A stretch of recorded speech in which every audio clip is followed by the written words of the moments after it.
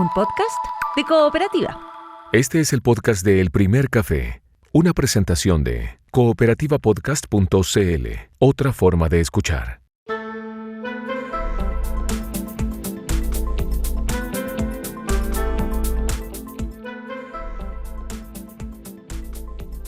Bueno, la noticia sigue siendo, por supuesto, el tema de las consecuencias del alza al precio de las bencinas, de los combustibles. Hemos informado muchísimo todos los medios de comunicación. Lo más reciente, bueno, anoche, ¿no es cierto?, la Cámara aprobó las medidas paliativas que presentó, los proyectos que presentó el gobierno, ¿cierto?, como el bono a los taxistas, el congelamiento del precio de la parafina. Ahora esto tiene que ir al Senado y se espera que hoy se apruebe. Hay otras medidas que no necesitan proyectos de ley, ya sabemos que fueron por decreto, y a partir de este jueves suben ya los precios. Las consecuencias económicas para las familias y también políticas para el gobierno. Lo más reciente, dos encuestas, la de encuesta Panel Ciudadano de la Universidad del Desarrollo y la encuesta Academ de esta mañana. En la de la Universidad del Desarrollo, la aprobación baja 17 puntos en 11 días, la aprobación al gobierno. ¿Usted aprueba o desaprueba la forma en que José Antonio Kast está conduciendo el gobierno? Bajó de 59% a 42%. Y la desaprobación subió del 18% al 48%. Bueno, y estoy así leyendo los titulares de las encuestas, digamos, ¿no? Y en la Academ también la aprobación llegó a 47%, 4 puntos menos que el sondeo anterior, que fue la semana pasada, y 10% menos que al inicio de su gobierno. Un 85% cree que el alza lo afectará personalmente, y el 40% dice que el principal afectado es la clase media, entre otras cifras. Acá hay un impacto político evidente, seguramente esperable. Cómo manejarlo será, me imagino, la reflexión en estos momentos. Luis Pardo, a ver, ¿qué primeras reacciones ante esto que estoy diciendo? Bueno, lo primero, saludar por supuesto a todos los panelistas y a quienes nos escuchan por Radio Cooperativa.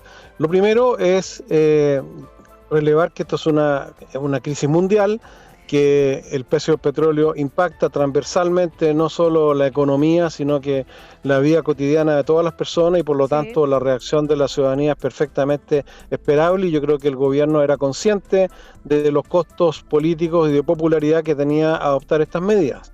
Ahora, hay que separar acá en el análisis, creo, la reacción del gobierno y la reacción de la oposición. Por supuesto que la reacción del gobierno, uno puede opinar y discutir si había espacio para mayor o menor gradualidad, si se podría haber adoptado otro tipo de medidas o no, pero lo concreto es que el gobierno hace uso de una facultad que tiene, que la puede usar por una sola vez. Eso también hay que decirlo. El gobierno no podría haber hecho esto 2 o 3 veces en el año, o sea, no tenía espacio para decir ahora voy a subir tanto, el próximo mes voy a subir o bajar tanto.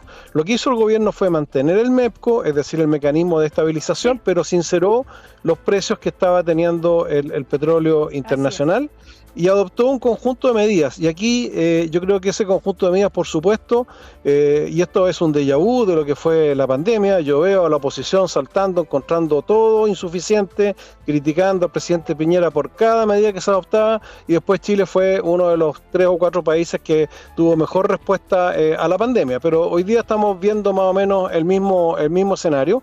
Pero no me cabe ninguna duda que el gobierno tiene margen, y esperamos que así sea, para ir ampliando a medida que evolucione la situación las medidas de mitigación. Hoy día se mitigaron, por supuesto, el transporte colectivo, se mitigaron los taxis y los colectivos, se agregó ayer, lo cual celebramos, el transporte escolar, que es un medio muy importante, especialmente para la clase media, y creo que en la medida que evoluciona esta crisis tenemos que ir generando y conociendo nuevas medidas de mitigación para disminuir los efectos en las familias. La oposición, como señalé, reaccionó en una forma totalmente destemplada. Yo creo que hacer uso de una crisis, tal como lo hicieron en la pandemia y hoy día lo están haciendo a partir de este drama que representa el alza del petróleo, en la forma irresponsable en que lo están haciendo. Ayer los partidarios o sea, los diputados de la oposición, primero pidieron postergar esta discusión, porque uno puede decir, oiga, discutamos nuevas medidas, pero estas medidas era importante que se aprobaran, felizmente tuvimos los votos, y que se aprueben antes del jueves para que efectivamente el querosén, entre otras cosas, no se dispare por producto de esta crisis. Hicieron y votaron por postergarlo, felizmente no tuvieron los votos. Después votaron en contra, y esto es bien importante ponerlo sobre la mesa. Este paquete de medidas, contrariamente al discurso populista que están levantando, que beneficia a los ricos y perjudica a los pobres, este paquete de medidas incluye por primera vez un impuesto que grava a las grandes empresas forestales y mineras que tienen un crédito fiscal respecto de sus compras de combustible, y que va a ser un ingreso importante que va a permitir financiar buena parte de las otras medidas sociales. A ellos les importó nada eso y prefirieron votar en contra de un paquete de medidas que significaba un primer beneficio para los sectores más afectados por este efecto y evento internacional. Yo no tengo mucha esperanza que cambie la actitud, pero es importante también señalar, con esto termino, Cecilia, que es bien desvergonzado. El gobierno anterior no tuvo ni una catástrofe, la única que tuvieron fue los incendios de Viña y Quilpué, y sabemos el desastre que fue la reconstrucción. No tuvo ni una catástrofe y entregó las arcas vacías. El gobierno de Piñera tuvo que enfrentar una catástrofe de marca mundial y entregó saldos tanto en las cuentas de emergencia como en el saldo de las cuentas públicas. Sí. Entonces, hoy día, rasgar vestiduras cuando vaciaron las arcas me parece bastante poco serio. Vaciaron las arcas, también desde el gobierno, desde las redes sociales del gobierno se habló de un país quebrado. El propio ministro... No comparto esa expresión. No sé quién la dijo, pero no la comparto. ¿Cómo que no sé quién la dijo? La dijo el gobierno, la SECOM, digamos, el sitio oficial del gobierno. Sí, pero no sé quién la dijo, la persona que la dijo, pero me parece desafortunada. Porque una cosa es que el país esté sin recursos. No es una persona que la dijo, es una comunicación de cómo comunicar esto. Y el propio ministro... Me parece inapropiada. Bueno, el ministro de Hacienda también dijo, no, yo nunca usaría esa expresión. Pero así quedó, ¿no es cierto? Poniendo cifras y el país en quiebra. A ver, Luis Pardo critica muy fuertemente a la actitud de la oposición. A ver, Andrés Kubler, secretario general del Frente Amplio, ¿qué le respondería? Hola Cecilia, hola a todos los panelistas, Alejandra, la panelista. Mira, quiero partir con las cosas que estoy de acuerdo con Luis Pardo, para partir bien. Esto es como un déjà vu de la pandemia, yo estoy de acuerdo. Me acuerdo, y es un déjà vu a cuando el gobierno de ese entonces planteó un IFE de 60.000 pesos, un IFE totalmente insuficiente para la crisis que estábamos enfrentando. ¿Qué fue lo que pasó? La oposición se vio forzada para apoyar a las familias de abrir los retiros de fondos de pensiones con todos los daños posteriores que eso trajo. Y después el IFE terminó subiendo por presión de la oposición. O sea, el apoyo que terminó llegando a las familias fue por la presión que hizo la oposición ante un gobierno que entregaba apoyos insuficientes. Y sobre el tema de las arcas fiscales, es cosa de ver cualquier dato para ver que este es un relato un poco ridículo y mentiroso que hace el actual gobierno para tratar de excusar su agenda ideológica que tiene que ver con recortar el Estado, recortar los beneficios sociales y bajar los impuestos. Y eso es finalmente la agenda que nos están planteando, porque si hubiese una crisis tan fiscal y las arcas vacías como ellos dicen, no tiene ningún sentido bajar impuestos que recaudan más, no tiene ningún sentido bajar el impuesto a la herencia, no tiene ningún sentido quitar las contribuciones, todas esas cosas que merman los ingresos. Entonces, ¿por qué ellos mismos muestran su incoherencia? Pero claro, si uno ve los datos del déficit fiscal que entrega este gobierno, es menor que el que recibieron. Si uno ve el crecimiento de la deuda pública durante el gobierno anterior, es menor que el crecimiento de la deuda pública en los gobiernos de Piñera y de Bachelet. Si uno ve la clasificación de riesgo que la hacen las clasificadoras internacionales, no hay una baja en la clasificación de riesgo del país. O sea, las clasificadoras internacionales no están viendo esta crisis que el gobierno nos intenta instalar, o es más bien una instalación comunicacional para excusar sus medidas de emergencia y para excusarse respecto a que le están traspasando el costo a la clase media y a los más pobres. ¿Para qué? Para bajarle los impuestos a los más ricos. Entonces, la verdad es que todos los datos muestran que esta crisis no es real y nos tratan de llevar a la discusión de qué tan exagerado, algunos usan quiebra para tratar de llevar el foco allá, cuando es evidente que la situación fiscal, hay presiones de gasto evidentes en salud, en trabajo, por cómo va creciendo y va envejeciendo la población, pero que haya una crisis fiscal, nadie lo dice. Si ustedes ven, no hay ningún economista serio, ni siquiera de derecha, que haya salido a ponerle piso a esta tesis, porque tampoco se van a jugar su prestigio por prestarle ropa a un diseño comunicacional que yo creo que es de la SECOM y de Cristian Valenzuela, pero que en los datos y en los hechos no se condice con la realidad, simplemente. A ver, Alejandra Kraus, la Democracia Cristiana ayer a través de un comunicado, ¿no es cierto?, habló, criticó las primeras medidas de este gobierno, acusó conducción ideologizada, acusó, bueno, o digamos así lo manifestó, acusar es como fuerte, calificaron como inoportuna y regresiva la propuesta de reducir los impuestos a las grandes empresas y personas de mayores ingresos. Y reprocharon, por supuesto, esto de traspasar el costo del alza de los combustibles a los consumidores, porque impactará en el costo de vida de las familias, la de clase media y las más vulnerables, ¿no es cierto?, entre otras cosas. Después vamos a hablar del tema Bachelet, pero estamos hablando ahora de esta primera parte.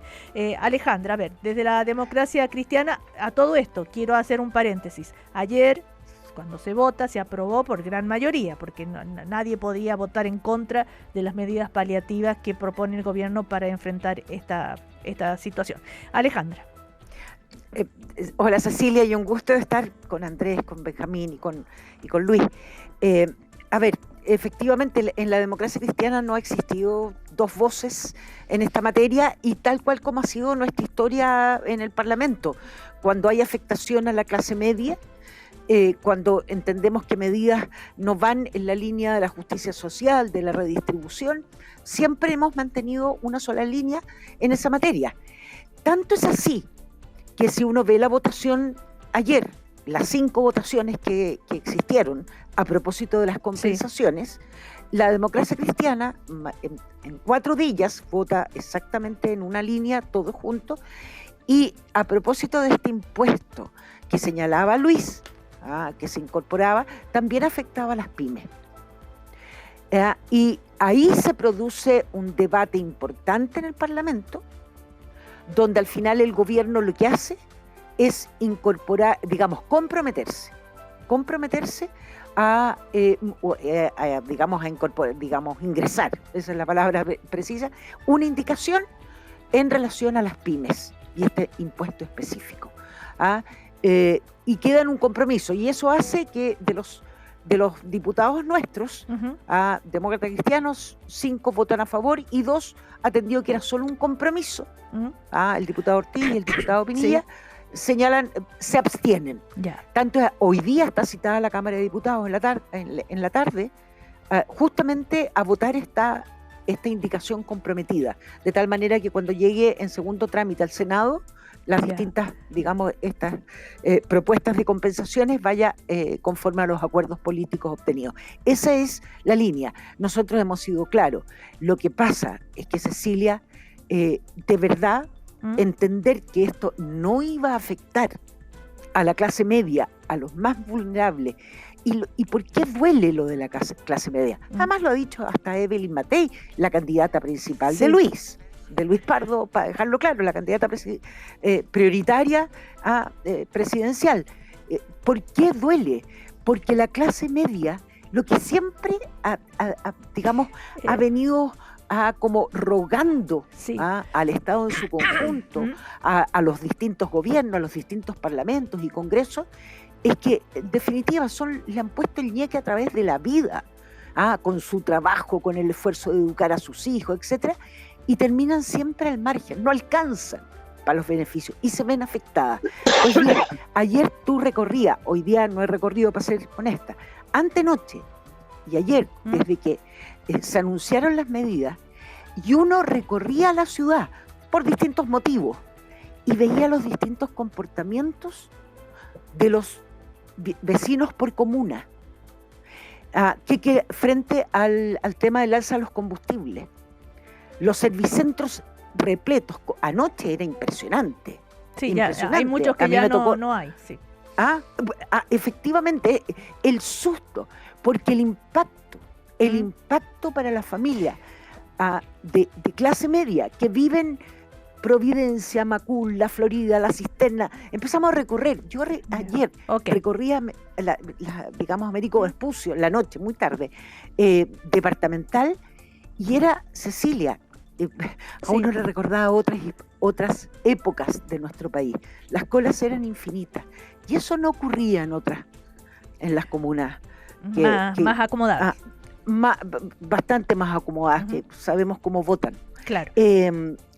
De verdad, eso significa, Cecilia, que pedíamos gradualidad, pedíamos que fueran capaces de buscar, que no fueran tan ortodoxos.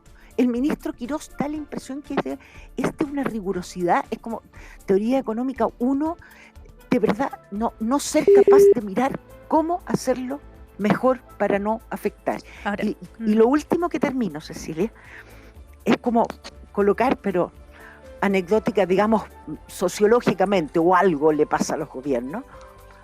En el gobierno del presidente Boric, a los 11 días, Isquia Siches, la ministra del Interior, viaja a Temaucuicui. Y todos sabemos qué va ocurriendo, qué relato se va construyendo. Y fíjese que a los 12 días del gobierno de Kast, Quirós anuncia el alza de combustible. Y mire el impacto que está ocurriendo en la vida de las personas. Ayer se filtraron, no se sabe cómo, pero bueno, todas las minutas, tanto las minutas, ¿no es cierto?, por el tema de cómo abordar el tema del alza de las bencinas, también la minuta de cómo abordar el tema de el retiro del apoyo a la candidatura de Michelle Bachelet a Naciones Unidas, pero estamos hablando de la bencina. Por ejemplo, para anticiparse a las críticas de la oposición, dice...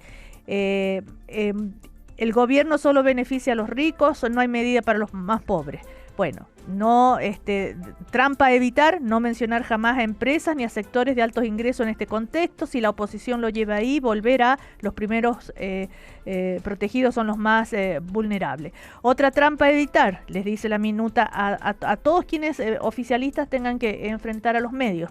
No entrar en el debate abstracto de disciplina fiscal versus gasto social, ese terreno lo gana siempre la izquierda.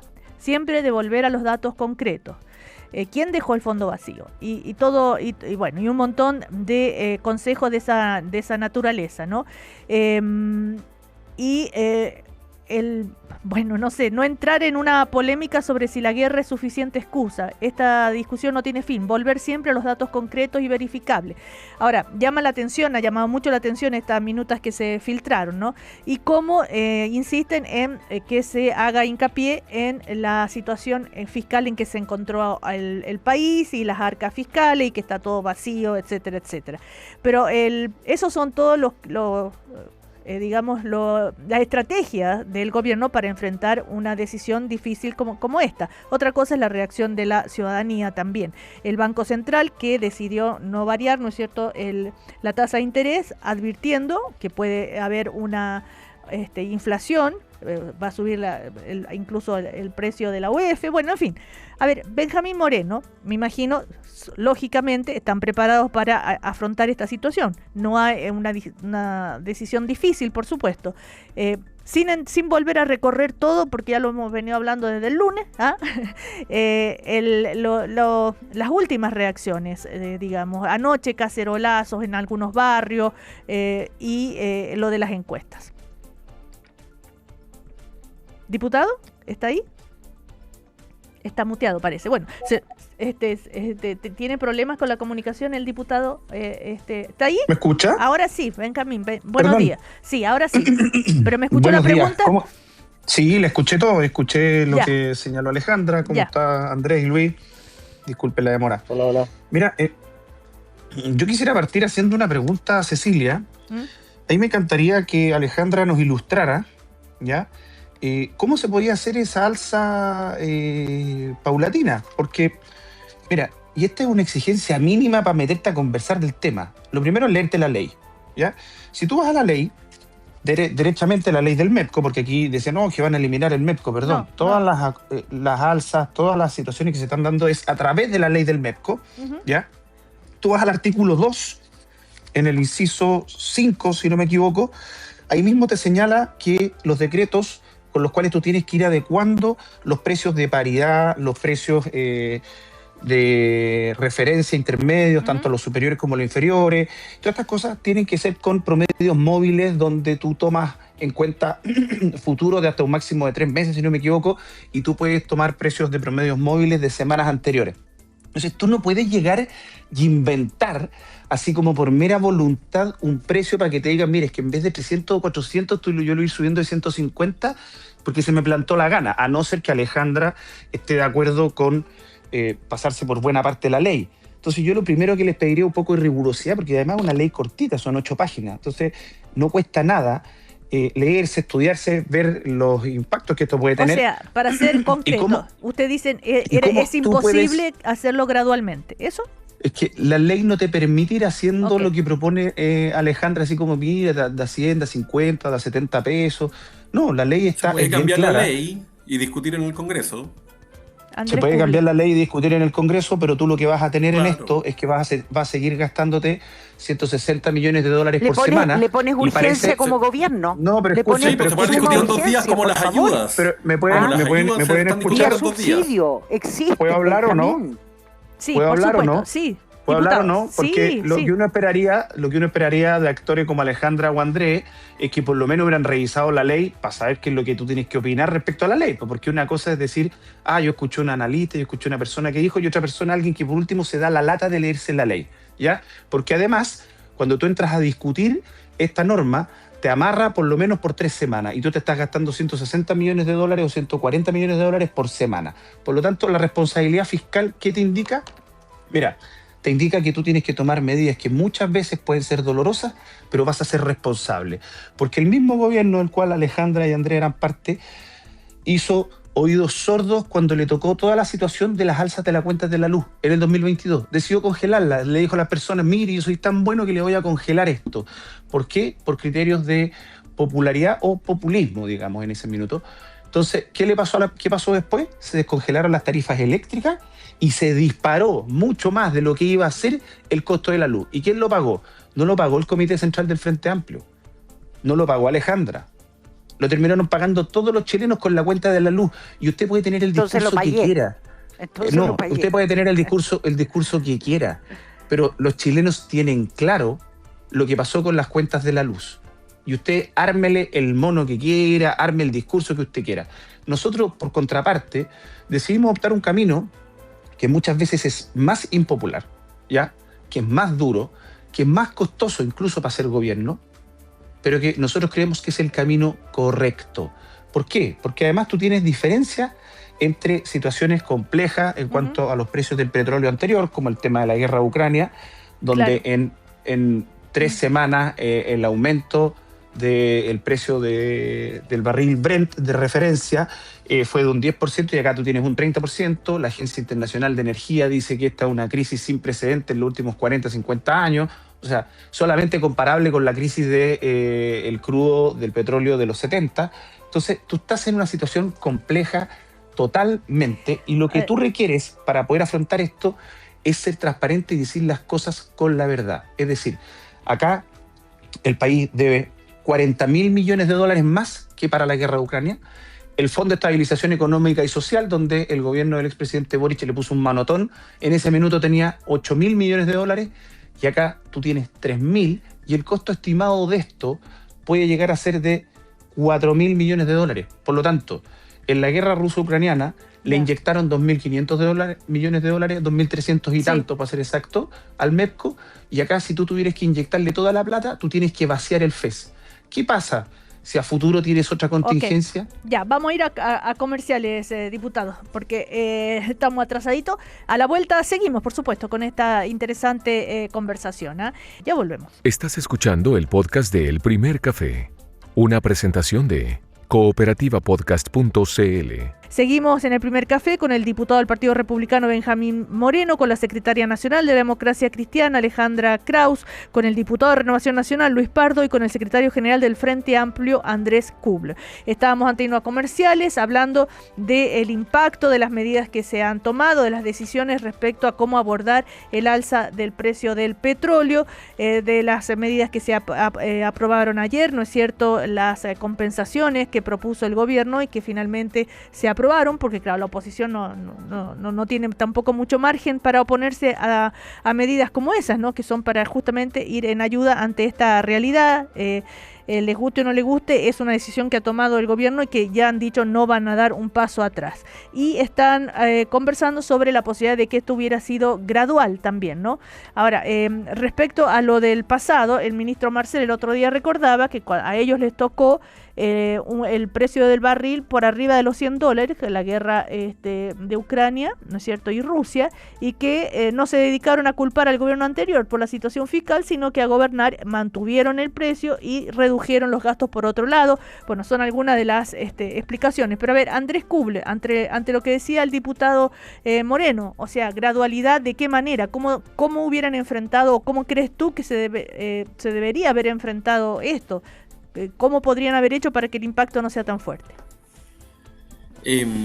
Lo decía antes, yo creo que se podría haber discutido en el Congreso. Ahí veo que no están tan de acuerdo en el oficialismo. Por una parte, Luis dice que se puede y se tiene que legislar rápido el paquete de medidas, y por otro lado Benjamín nos plantea que la ley del MEPCO pareciera escrita en piedra y no había ni una posibilidad de discutirla rápido, cuando justamente en el gobierno pasado ocurrió lo que tú señalabas. Se discutió en el Congreso el aumento del monto al que podría llegar el MEPCO por el alza del petróleo, y yo le recomendaría ahí a Benjamín que dejara la soberbia de lado, eso de mandar a leer la ley, ¿no? Sí, o sea, hasta Felipe Larraín, que lejos está de ser de nuestro sector, dijo que era discutible la gradualidad con que esto se podía hacer. Entonces, ante una situación externa que sí es problemática, yo creo que es mejor buscar acuerdos, y acá el gobierno ni siquiera hizo el intento de buscar un acuerdo para ver cómo enfrentar esto, y la verdad uno mira en la calle, mira lo que está pasando y tienen la escoba. Entonces eso creo que no se enfrenta con soberbia ni con peleas con la oposición, se enfrenta buscando acuerdos, porque lejos de que a nosotros nos alegre, nosotros queremos que al país le vaya bien, y nos vemos que eso está pasando. Entonces, nada, me parece que tienen que dialogar más. Esto se podría haber buscado con acuerdo del Congreso, pero no lo quisieron hacer, y ahora entran con soberbia como que plantear otros caminos u otras alternativas, simplemente no entender la ley. No es ese el camino es que busquemos acuerdo, porque si no, los que van a sufrir son los más pobres, son las familias de clase media. Eso es lo que estamos viendo y es lo que queremos evitar. A ver, esto ha sido también puesto en tela de juicio, la famosa frase del gobierno de emergencia, ¿no es cierto? Por ejemplo, por Carolina Toa, ayer a través de X decía: en 3 días decidieron no contener el precio del petróleo, permitiendo la mayor alza en 40 años, llamaron a retiro a una de las funcionarias policiales más destacadas del país, renunciaron a que Chile encabece Naciones Unidas. Para no asumir sus responsabilidades, declararon en quiebra al Estado chileno contra opinión de expertos e inversionistas. Si antes no había emergencia, ellos ahora la crearon.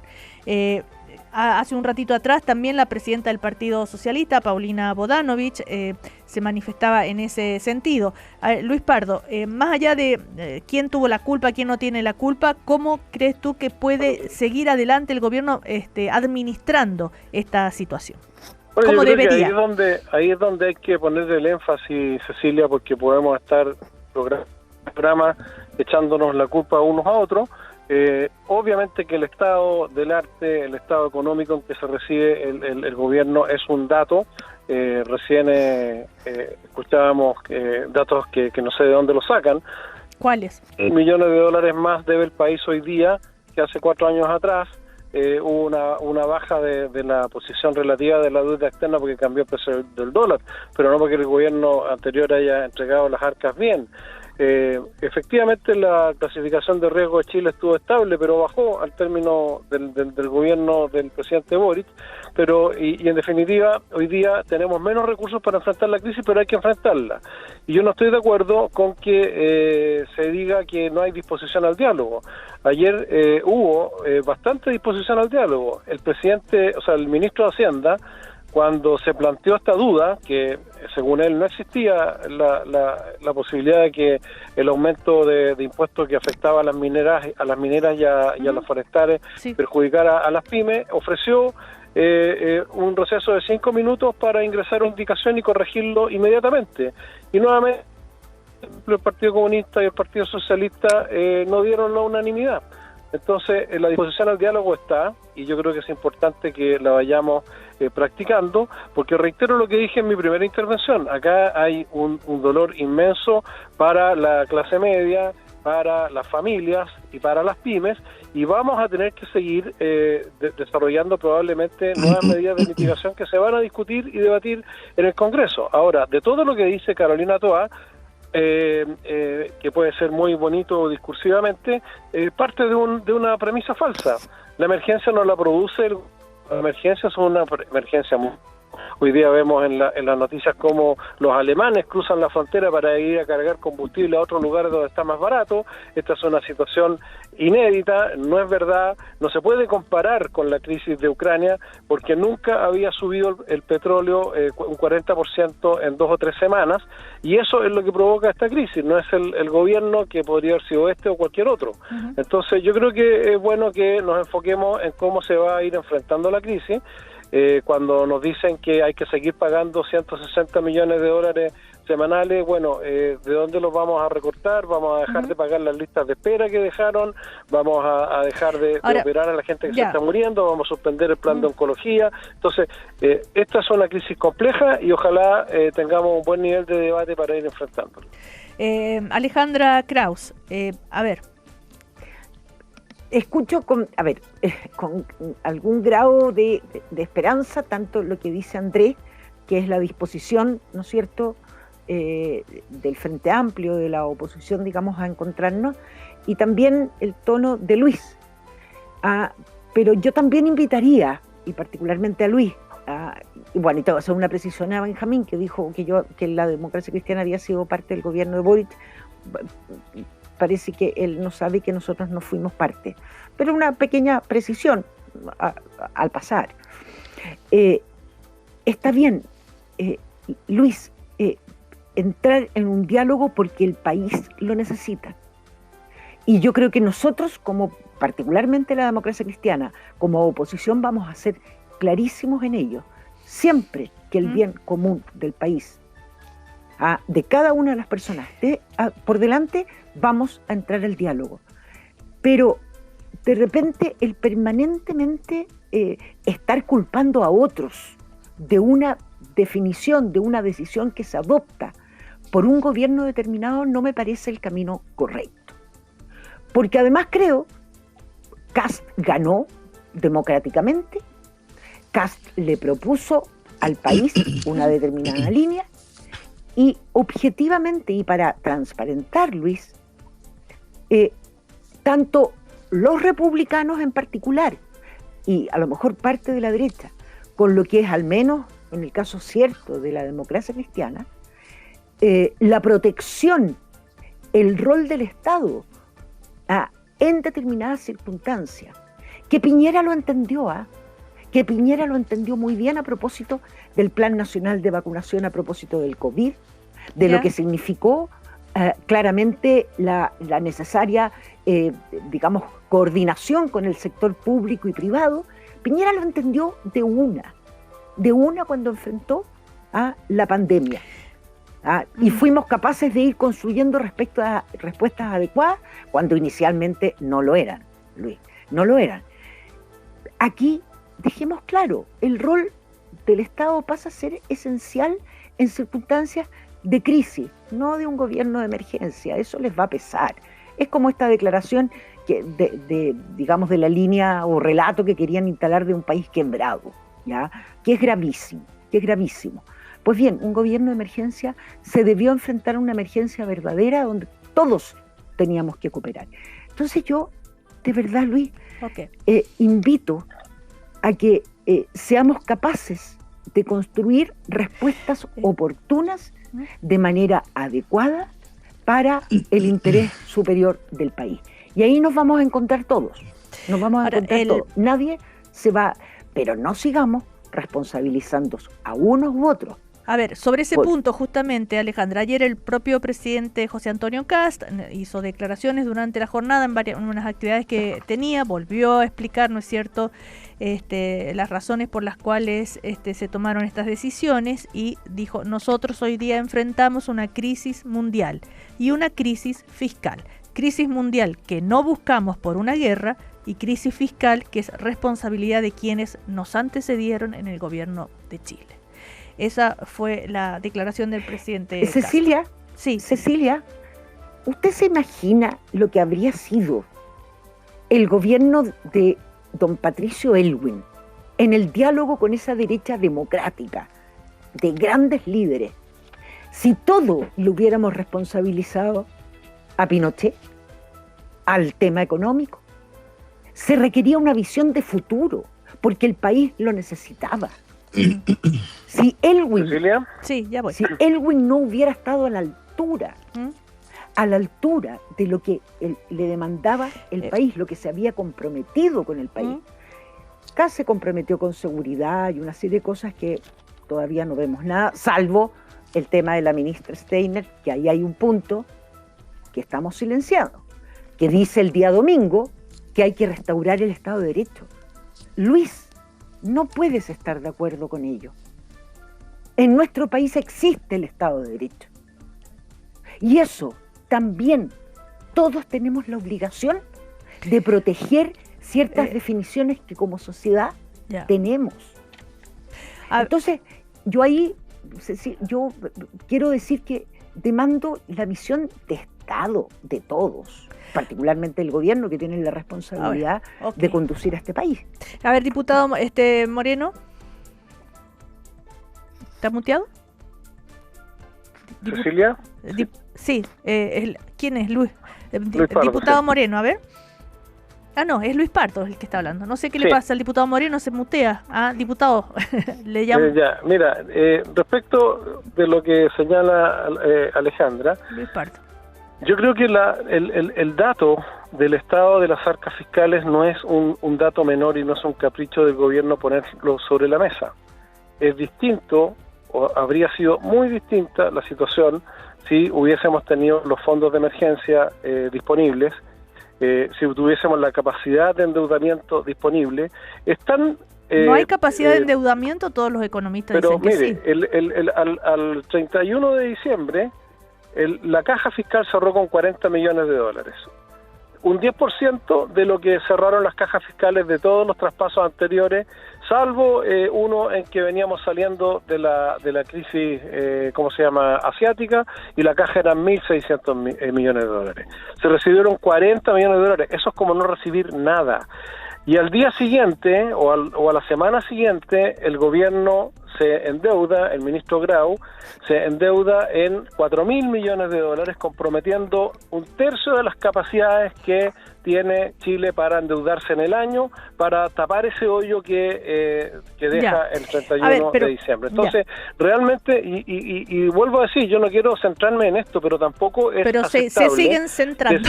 Pero es que la oposición dice, mire, conversemos, pero no nos critiquen algo que es de la mayor gravedad. O sea, ¿cómo no va a ser grave comerse los fondos de emergencia para tapar una mala gestión?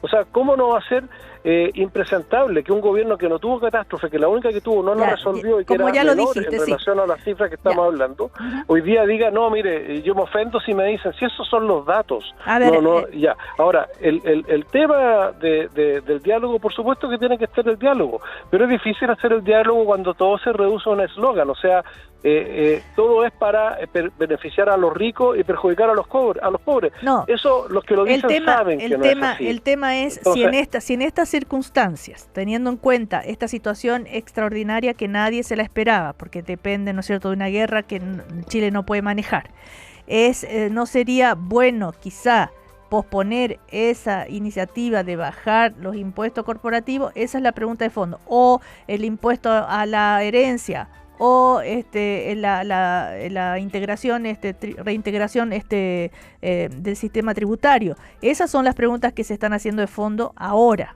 Bueno, son propuestas que apuntan a reactivar la economía del país. Y la pregunta es si en el momento va a que dejar vamos de a recibir enfrentar una crisis con un desastre que va a aumentar la cesantía, que va a aumentar los problemas de la economía, vamos a seguir postergando las medidas que pueden mejorarla y que fueron las que la ciudadanía aprobó por lo demás cuando votó por el presidente Kast. Pero no estaba esta situación que nadie se esperaba, ¿verdad? De la suba del precio del petróleo a cómo está subiendo. Y que es una... Sí, Andrés Kuble. No, a mí me gustaría quizás que Benjamín explique cómo rebajar el impuesto a la herencia va a reactivar la economía y que no haya ahí una agenda más bien ideológica respecto a los impuestos. Perdón, Luis. Luis. Que Luis nos contara eso. Yo creo que porque Luis dice que hay disposición al diálogo porque estuvieron dispuestos a discutir una indicación, pero subieron las bencinas casi 400 pesos por decreto.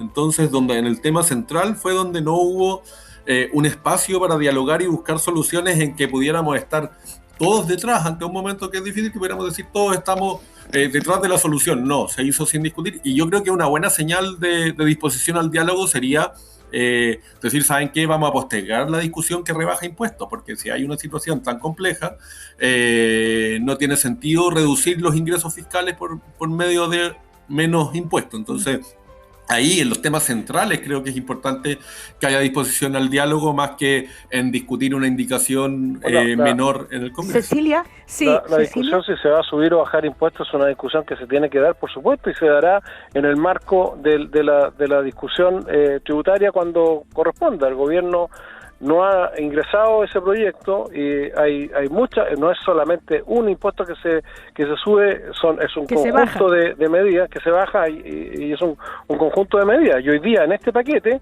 hay un alza de impuestos para las grandes empresas que no le hizo ni cosquilla a la oposición y lo votaron en contra igual. ¿Cuál alza? No me contestó la pregunta de la herencia. Y no sé si tú, Luis, estás de acuerdo o no con bajar el impuesto a la herencia. La eliminación del crédito fiscal que tienen las mineras y las forestales respecto del diésel. Bueno, pero era por el tema de las pymes o no sé qué.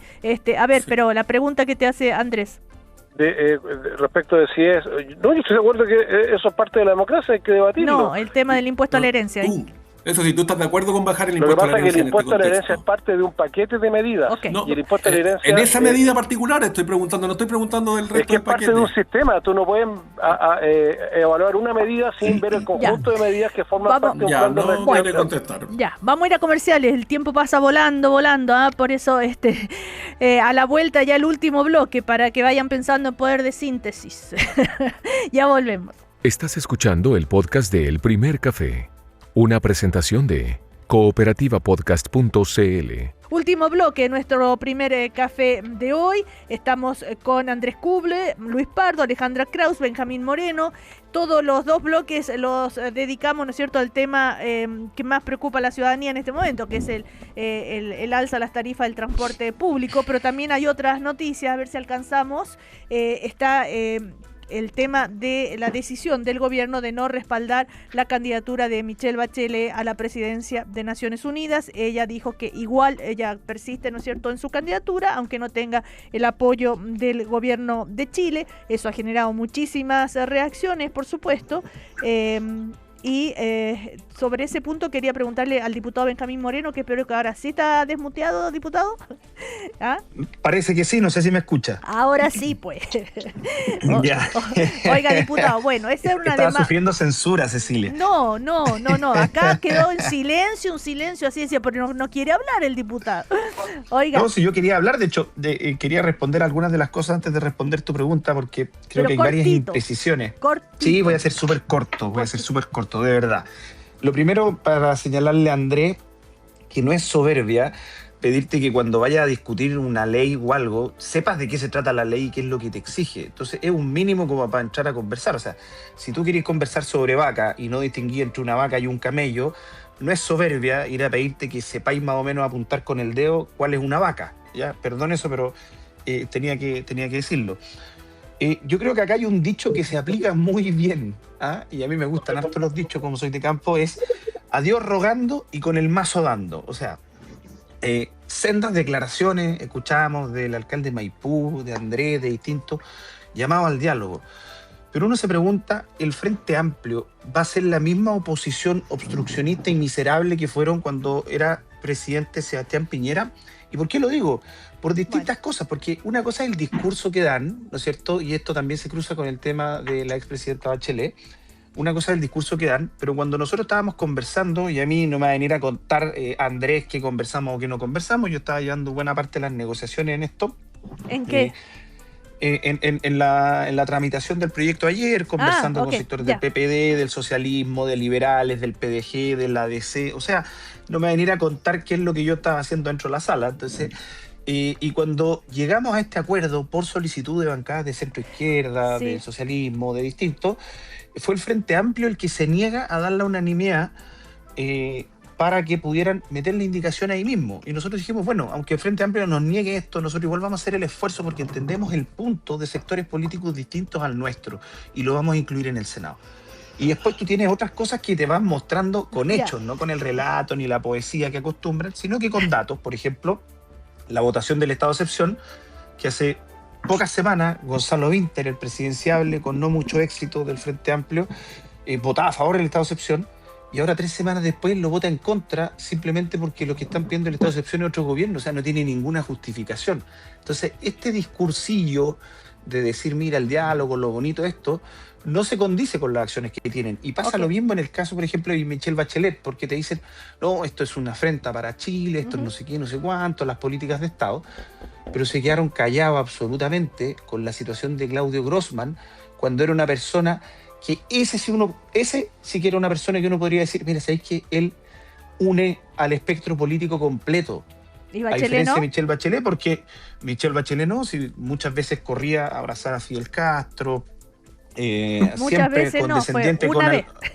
Pero corría a abrazar a Fidel Castro una vez y no basta con eso, ir a abrazar a uno de los peores dictadores que han existido en la historia, y condescendiente con Venezuela, con distintas dictaduras, y muy marcada con un sector político que nosotros tenemos profundas diferencias y es legítimo. O sea, no pueden pretender censurar a todo un sector político que sea diferente a Michelle Bachelet. Diputado, entonces usted reconoce que hay razones políticas para haber quitado el apoyo. No es una candidatura. No, yo digo otra cosa. No es una candidatura de unidad así como la quieren vender.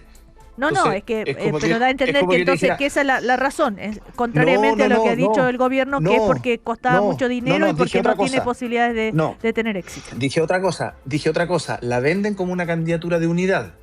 ¿Ya? No es de unidad, eso es lo que estoy diciendo. Las razones son que las prioridades y las urgencias del país en este minuto son otras y que una candidatura que no tiene posibilidades de éxito. O sea, de partida, mira, veamos un detalle pequeño pero que dice mucho. El gobierno de Gabriel Boric, de partida que yo creo que ha sido su principal antijefe de campaña, porque se ha preocupado de hacer todo lo que no hay que hacer para que tenga éxito, el gobierno de Gabriel Boric, ¿cuántos recursos le dejó para la candidatura? 50 millones de pesos. 50 millones de pesos. Cualquier persona seria, hablemos en serio, no hablemos discursivamente, hablemos en serio. Cualquier persona seria sabe que con 50 millones de pesos una candidatura a la Secretaría General de la ONU no llega ni a la esquina. Y lo tienen claro. Entonces ellos mismos, a través de hechos, hicieron como lo calificó mi presidente Arturo Esquella del Partido Republicano, amarre gigantesco, sabiendo además que no iba a tener ninguna posibilidad de éxito, porque si no le hubieran dejado más recursos. Sí, así es simple. A ver, Alejandra Kraus, que la escuchaba que sonreír así, a ver, sobre lo que decía el diputado. A ver, lo primero es señalar, digamos, a propósito, una pequeña precisión respecto a lo que veníamos conversando en los bloques anteriores. Hoy el ministro el ex ministro y economista José Gregorio, decano de la Facultad de Economía de la Chile, señala que el debate sobre la caja fiscal es absolutamente absurda. Bueno, sí, que no tenía dejarlo sentido. Claro. Sí. Y a propósito, no nos olvidemos que estaba esta famosa pauta, ¿no es cierto? A propósito de la alza de combustibles, cuando señalaban que no se debía entrar al debate abstracto de disciplina fiscal versus gasto social. Sí, lo que les contaba yo hace un ratito, sí. Siempre lo gana la izquierda. Así es. Eso se señala, esto no es un tema de izquierda. Es un debate económico. Algo pasa, Alejandra, acércate un poquito más porque como que te va. Ahí sí. Perfecto. Esto es un debate serio, ¿ya? La caja fiscal no puede transformarse en una teoría económica, como señalaba José de Gregorio. Ya. Solo para precisar. Segundo, Benjamín, yo creo que las imágenes absurdas a propósito de la unidad o no unidad que significa la figura de Michelle Bachelet, a propósito de los abrazos a Fidel Castro, y que tú señalabas, Cecilia, y precisabas que había sido una sola vez, que la verdad es que no lo tengo ni siquiera en la memoria, es como que nosotros empezáramos todos los días a decir cuántas veces Cast y otros se abrazaron con Augusto Pinochet, el dictador de nuestro país. Y eso no es mirar el futuro ni lo que a la ciudadanía le importa. Lo que es claro respecto a la candidatura de la presidenta Bachelet. No, acércate, Alejandra, te me vas como que se alejara, por favor, acércate. Cecilia, Ahí. Lo esencial es lo que significa la candidatura de la expresidenta Bachelet a la Secretaría General de las Naciones Unidas. Lo que importa, la carta, la declaración que hicieron los ex cancilleres, incluida Soledad Alvear, que también adhiere a esa declaración, es lo que ha sido la tradición de nuestro país en materia de política exterior. Todo lo que hemos promovido en el mundo representa Bachelet. En consecuencia, la verdad es que entrar a buscar algún tipo de justificación frente a la decisión del gobierno, o particularmente del presidente Kast, para no apoyar la candidatura de la mejor mujer posicionada en nivel internacional, no pareciera. Estamos renunciando a lo que hemos construido en política exterior como Estado. Y eso me parece un error realmente garrafal. La imagen al mundo que proyectamos, renunciando a defender los principios que importan y que están detrás de la candidatura de Bachelet, me parece un retroceso muy Ahora, Alejandra, a mí me gustaría que el diputado Benjamín Moreno fue muy duro con la trayectoria de Michelle Bachelet, ¿no es cierto? Dijo que era condescendiente con dictaduras como la de Venezuela, por ejemplo. Eso es absolutamente falso. ¿Qué hizo Michelle Bachelet estando a cargo de la Comisión Internacional, no recuerdo exactamente el nombre, a propósito de los derechos humanos? Sí, de Naciones Unidas, ¿sí? Exactamente. Ella no trepidó en hacer informes denunciando y buscando medidas para la no vulneración, denunciando vulneración de derechos humanos, incluido Venezuela. Yo, de verdad, Benjamín, eso... El día que se iba. No, ¿perdón? El día que se estaba yendo el cargo. No es ¿Cómo cierto. será que no es de las pocas veces? Benjamín, Sí, no es así. hizo un informe de derechos humanos. Hizo un informe de derechos humanos el día que Benjamín, se iba no. hay que ser del cargo al final. fidedigno. No. Hay que ser, no es así. Hay que ser no es así. Correcto, y lo hizo en distintas partes. Hizo un informe. Y además, ayer el propio Michelle presidente de la República, en un punto de prensa, deja entrever que el problema es la migración haitiana. Entonces pongámonos No sé dónde lo dejó entrever. En la y lo declaración. recoge Moll. Sí, no, y está... Sí. En un punto de prensa buena parte de los problemas que tenemos hoy día como país nacen en el Benjamín, segundo gobierno de la expresidenta Bachelet. Entonces, bueno, yo no entiendo cuál es la... Yo entiendo la posición de Alejandra, pero esta cosa como de que si alguien tiene una opinión distinta está faltando a la verdad, yo creo que es parte del debate. O sea, si que quieren opiniones únicas, bueno, tendrían que sobre los hechos. Acá, gracias a Dios tenemos una democracia. Sobre los hechos están a la vista. O sea, fue o no abrazarse con Fidel Castro, representa o no a un sector y a otro sector no lo representa los para testimonios. Nada. Entonces, piensa, yo creo que, Benjamín, ¿puedo, a propósito de hechos, pero es que recordarte ¿me puedes algo dejar que hablar, quizá, por favor, si no fuera tanta la molestia? Es que ¿puedo hablar, por favor, si no fuera tanta la molestia? De dignidad de la presidenta. Diputado, usted ya opinó sobre esto. Alejandra, abrevia, por favor. Bien breve. Pareciera que la dignidad y la estatura que ha tenido en su trayectoria Michelle Bachelet pareciera no ser recordada. es nombrada ministra de Defensa por el presidente Lagos, se vincula con las Fuerzas Armadas, sabiendo que su padre había muerto en las manos de funcionarios de las Fuerzas Armadas, del ejército en particular. Ya, esto va a seguir dando... Y a pesar de ello, ella tuvo la mirada de Estado. Se ganó el respeto transversal de una ciudadanía que lo único que buscaba era reconciliarse después de la dictadura. Ok, a ver, y ella asumió Alejandra, esa visión. O sea, Alejandra, a ver, Andrés Kuble, rapidito, porque el diputado Moreno dijo, te habló bastante. Sí, no, el diputado Moreno dijo algunas cosas. Primero deja claro que el no apoyo a la candidatura de Michelle Bachelet es un asunto ideológico, que es bastante evidente y dije claro que no era eso, pero bueno.